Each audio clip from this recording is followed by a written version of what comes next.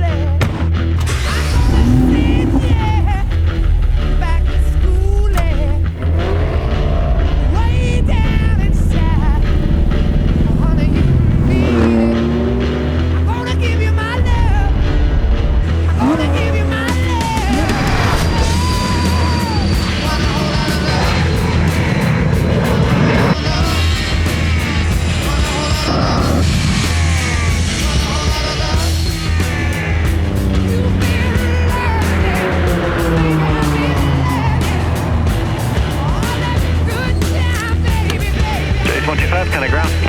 Jet 154, runway 11, clear takeoff.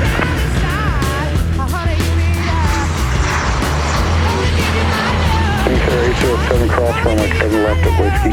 Cross 7 left at Whiskey, next air 807.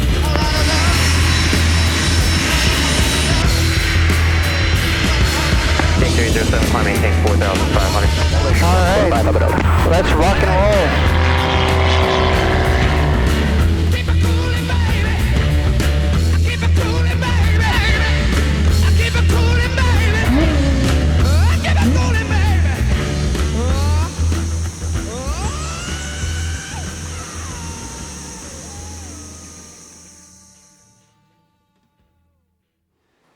Hi, my name is Adrien. I'm an FAA and EASA certified commercial pilot, which basically means that I hold an American as well as a European pilot certificate.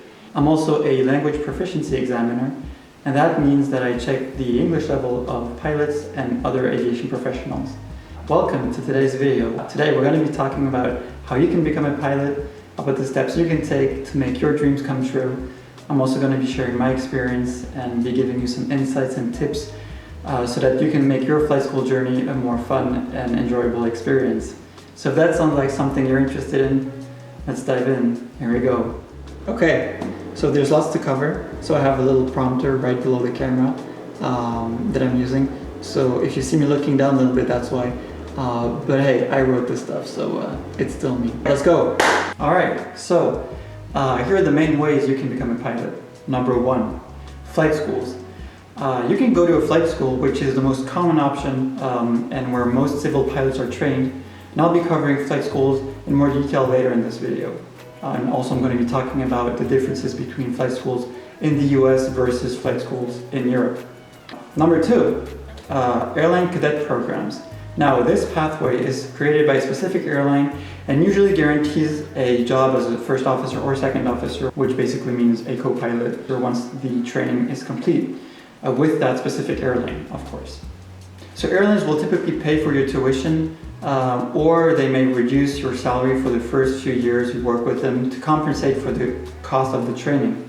Airline cadet programs don't happen all the time. In fact, airlines may stop or resume their cadet program depending on company needs and other factors. They only train a limited number of cadets at a time, but if you have the opportunity to be invited to an assessment for a cadet program, make sure you're prepared adequately to be successful because this is an amazing chance at securing a job in the cockpit after your training. But make sure you do your research when it comes to the specific airline you have in mind because cadet programs might be a little different from airline to airline and their requirements too. Number 3, the military. Now you can also choose to become a pilot with your country's military. You would serve for the military for however long your contract is. And oftentimes after their military training, fighter jet pilots or military transport pilots convert to being civil pilots and end up working for an airline. Personally, I went to a flight school in the US and later on to a flight school in Europe. And this enabled me to obtain both American and European professional pilot certificates. And I want to talk about the training in Europe versus the training in the US so that you can understand what the differences are, and maybe that will help you choose where you want to train. It is important, however, to know that if your goal is to work for a European airline, you will need a EASA license, so a European license. And any license you hold from a different part of the world will need to be converted to an EASA license.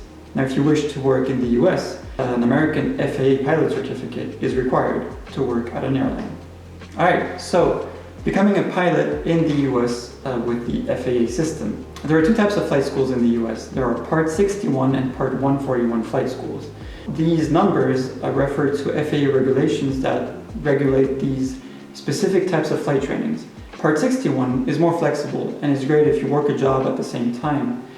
Part 141 is a lot more structured. Schools that are 141 have courses that have been approved by the FAA. Each lesson builds upon the previous one, and the training is a lot more linear. Some schools offer both 141 and 61 training, so make sure you choose the right type of training for your specific needs and situation. Both are great, both will get you your license, and both are based on the same airman certification standards. So let's say you decide to become a pilot in the US. First, you need to get your FAA Class 1 medical certificate to make sure that you are fit to fly.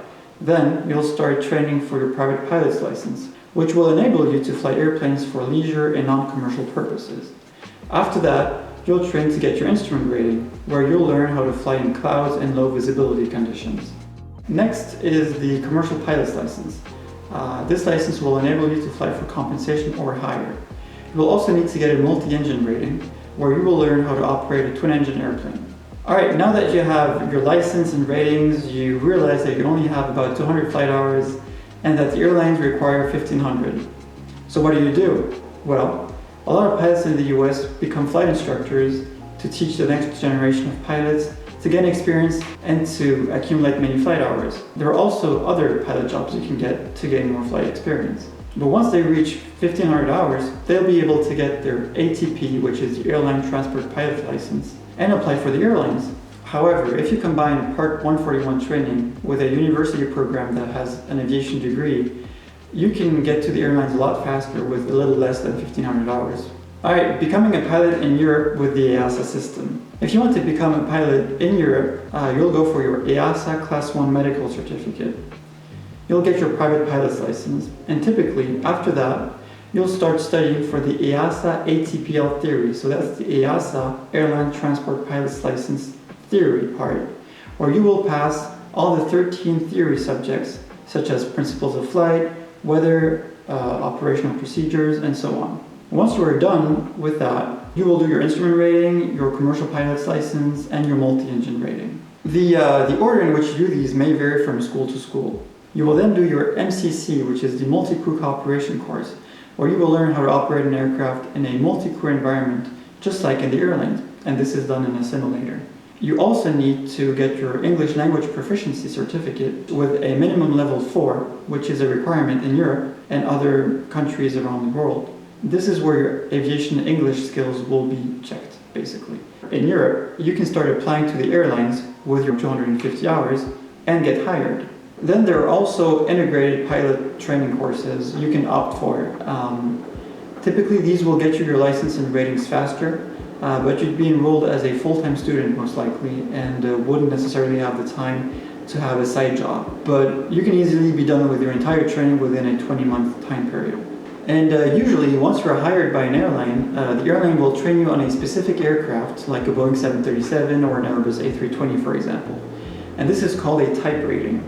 Now, you can also get your type rating prior to being hired, but in that case, you would have to finance it yourself.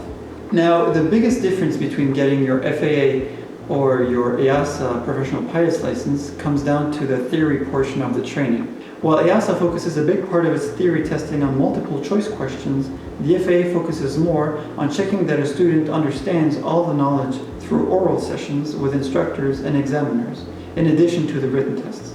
The EASA ATPL theory is divided in 13 different written exams, whereas in the FAA system you'd only have one written exam per license. So as you can tell, there is a clear difference in training philosophies between the US and Europe. Now, I really enjoy doing orals with my instructors during my FAA training, and I think it's also a great way to prepare for the airlines and for airline interviews and feel more comfortable in them. Now, I want to talk about a few myths related to becoming a pilot that I think should be talked about. For example, The fact that you can't be a pilot if you wear glasses. Well, this is not true. You can wear glasses as long as you achieve the required norms that are laid out by the FAA or EASA. Some people are scared that the training is too hard, and to that I say simply this. If you love it and keep wanting to learn more from it, is it really that hard? What about the EASA ATPL? Oh my goodness. What about the EASA ATPL? Well, the EASA ATPL theory isn't hard in my opinion. It's just a lot of new knowledge, basically. It kind of feels like running a marathon, but never forget what the end goal is, you in that cockpit. Also, the myth that you have to be excellent in math. No, you don't. A good understanding of basic principles and knowing how to use and remember a formula is really what's required here. Okay, here are some tips for aspiring pilots. If you're unsure about becoming a pilot, I think you should go for a discovery flight. And you'll get a better idea of if that's something you really want to do or not. You can do a discovery flight at any flight school, really anywhere around the world. Basically, you'll fly with an instructor who will kind of like show you the area where you'll be training and show you a few procedures, maybe a few maneuvers, so you can get a good feel at what flight training will look like. Visit as many schools as you possibly can to find the one that's just right for you. Talk to pilots whenever you get the opportunity. Ask them about their experience, their training. It's always helpful to learn about their path and how they got into the cockpit. Alright, here's another good one. Using Flight Simulator on your computer. Well, I think it's a great way to learn about the basics of flying, but it's also a great tool for professional pilots to study and review their procedures. For aspiring pilots, go ahead and play around with Flight Sim on your computer. That's what I did when I was a teenager. I also used a system called VAPSIM that was linked to my Flight Sim, where I was able to talk to ATC, so air traffic control, while using the simulator. So that's also a great way to learn. But don't worry, you'll learn all about it in flight schools anyway. Another good tip is when you join flight school, make sure you backseat as many flights as you can, because we always learn from our mistakes, but we can also learn from other people's mistakes. So sitting on the backseat when your friend is flying with his instructor is a great learning experience in addition to your own flights with your instructor. Also, to all the girls out there who dream of flying, you should just go for it. Flying isn't just for boys. The last time I checked, Air France reported having only 8% of female pilots. So we can definitely get these numbers up.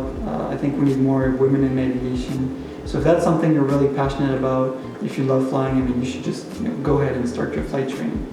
And finally, passion for aviation and motivation to me are a guarantee for success. If you love what you do, things naturally become easier and you'll never feel like you're working or studying super hard. The learning process of becoming a pilot can be a very enjoyable journey if you go into it with the right mindset. Surround yourself with like-minded people, and you'll see that there are plenty of people in the aviation field who truly live from the heart and for their passion for flight. And with that being said, I wish you the best in your aviation endeavors. Make sure you like, share, and subscribe if you like this video, and comment if you have any questions or anything you want to tell me. I'll be happy to read about it. And if you want to check out my other videos where you can see a little bit of what my life looked like when I was a student in flight school, you can do that. And fly safe, and I'll see you out there.